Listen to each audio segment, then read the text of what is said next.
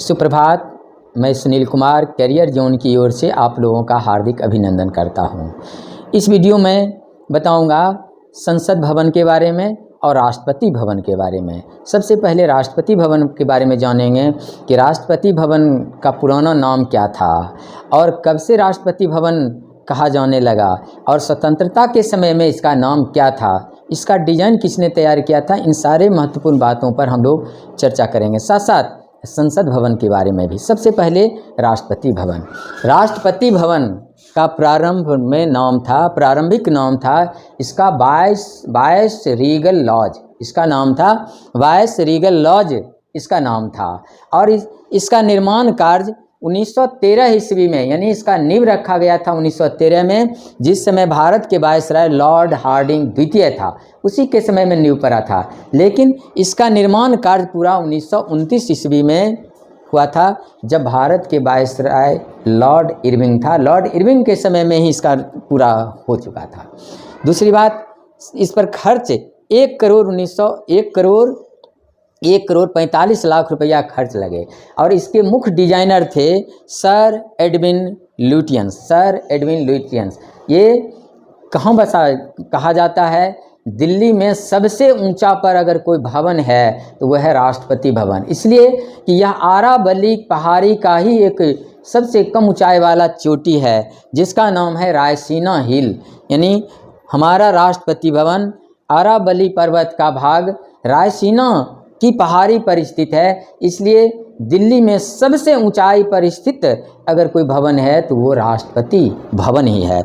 ये भवन 4 मंजिल का है, 340 कमरे हैं और इसमें जो बनाया गया पत्थर का व्यवहार हुआ है वह लाल बलुआ पत्थर से, इसमें लाल बलुआ पत्थर का व्यवहार किया गया है। ये पूरा इमारत इसीलिए लाल दिखता है। दूसरी बात है कि इसका जो मुख्य गुंबद है, मुख्य गुंबद कहाँ से अनुकरण किया गया था? मुख्य गुंबद जो सांची का स्तूप है, सांची के स्तूप में जो बौद्ध स्तूप है उसके तर्ज पर ये बनाया गया है, लेकिन इसमें जो जाली है वह मुगल कालीन जाली के तर्ज पर बनाई गई है।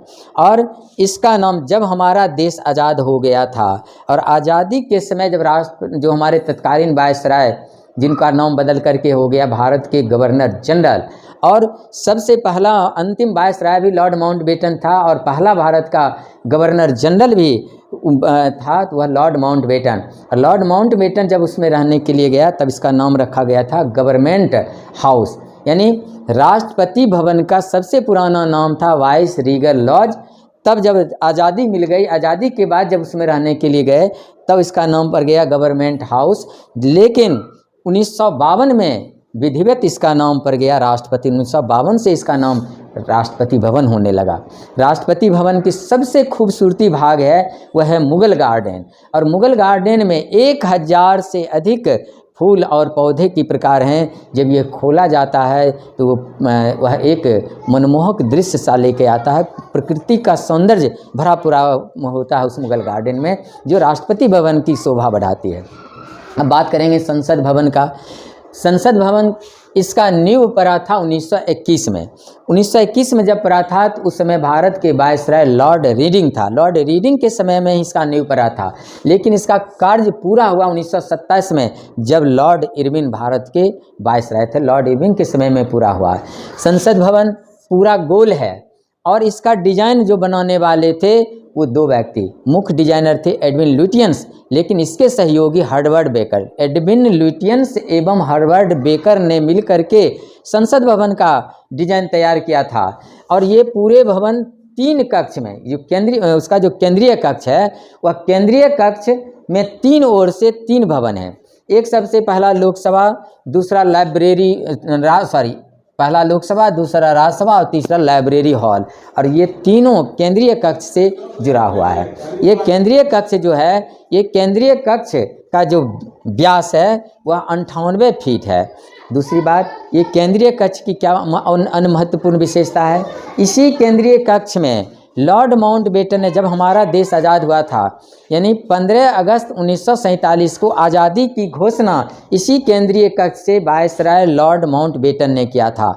जब हमारा संविधान सभा का गठन हुआ था, तो संविधान सभा की बैठक भी, यानी संविधान सभा की बैठक इसी केंद्रीय कक्ष में 9 दिसंबर 1946 से लेकर के 24 जनवरी 1950 तक हुआ था।